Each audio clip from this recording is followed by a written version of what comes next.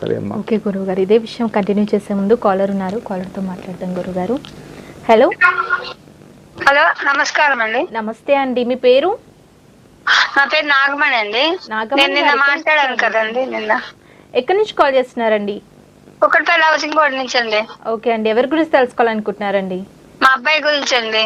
మీ అబ్బాయి వివాహం గురించి నిన్న గురువు గారు సరిగా కొంచెం చెప్పలేదు, అందుకని మళ్ళీ డౌట్ ఉంటే అడుగుదామని. ఓకే అమ్మా, మీ అబ్బాయి పేరు తెలియచేయండి. సుధీర్ కుమార్ అండి. సుధీర్ కుమార్. పుట్టిన తేదీ? 14/9/80 అండి. పుట్టిన సమయం అండి? నైట్ 8 గంటల ఎంత నిమిషాలు తెలియదండి. ఒంగోలులో పుట్టాడండి. ఓకే అండి, గురువు గారు ఉన్నారు. రాత్రి అండి మార్నింగా? ఏంటండి? మీ అబ్బాయి ఏ సమయంలో జన్మించారు? రాత్రి సమయంలో? రాత్రి 8 గంటలకండి, నిమిషాలు తెలియదు. 8 గంటల తర్వాత పుట్టారు. ఓకే ఓకే ఓకే, గురువు గారు ఉన్నారు, మాట్లాడండి. నమస్కారం గురువు గారు. నమస్కారం అమ్మా. అది నిన్న చెప్పారు కదా గురువు గారు, మీరు దానం చేయమని. శనివారం ఎన్ని వారాలు చేయాలి సార్?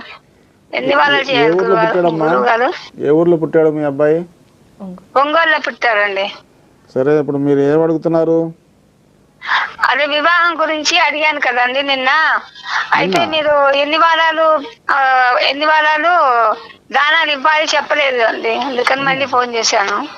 సరే అమ్మా, మీ అబ్బాయి విశాఖ నక్షత్రం 2వ పాదం తులారాశి.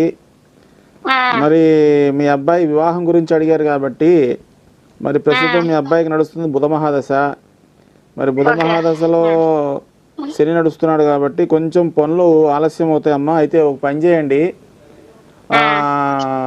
మీ అబ్బాయి పేరు మీద పెసర్లు బుధవారం నాడు ఇంటికి దగ్గర ఏదైనా వైష్ణవాలయం కానీ ఆంజనేయ స్వామి గుడిలో కానీ కిలోంబో పెసర్లు దానం చేయించండి మీ బాబు చేత. తర్వాత శివుడికి శివాలయంలో షష్ఠి రోజమ్మ, అంటే ఈ రోజు పాడ్యమి నడుస్తుంది, ఇక్కడ నుంచి కరెక్ట్గా 6వ రోజు షష్ఠి రోజున శివాలయంలో మీ అబ్బాయి పేరు మీద శివాలయంలో పంచదార మాత్రమే కలిపిన ఆవు పాలతో అభిషేకం చేయించండి. ఎన్ని వారాలు చేయించాలండి? పెళ్ళి ఏదాకా. అందులో సంకల్పం ఏంటి? అభిషేకం జరుగుతున్నంతసేపు మీ అబ్బాయికి వివాహం కావాలి అని, అతని భవిష్యత్తు బాగుండాలి, అతని ఎదుగుదల మంచిగా ఉండాలని తలుచుకుంటూ అభిషేకం చేయించండి. అలా చేయడం వల్ల ఏమవుతుంది, తొందరగా మీ అబ్బాయికి వివాహం సాఫల్యం అవుతుంది. తర్వాత మీ అబ్బాయికి ఫిక్స్ అవ్వడానికి గాను పెళ్ళి అవ్వడానికి ఒక చిన్న మంత్రం అమ్మ. ఈ మంత్రానికి నియమం పడలేదు, ఎప్పుడు పడితే అక్కడ పడితే చెప్పిస్తుండొచ్చు. ఆ మంత్రం ఏంటంటే సుమంతో శ్రీ కార్తవీర్యార్జునాయ నమః. సుమంతో శ్రీ కార్తవీర్యార్జునాయ నమః మంత్రాన్ని చెప్పిస్తూ ఉండండి. తొందరగా మీ అబ్బాయికి వివాహము లైన్ క్లియర్ అవుతుంది. రైట్ అమ్మా. అది ఎన్ని వారాలు దానం చేయాలండి? దానం ఒకసారి ఇస్తే చాలమ్మా.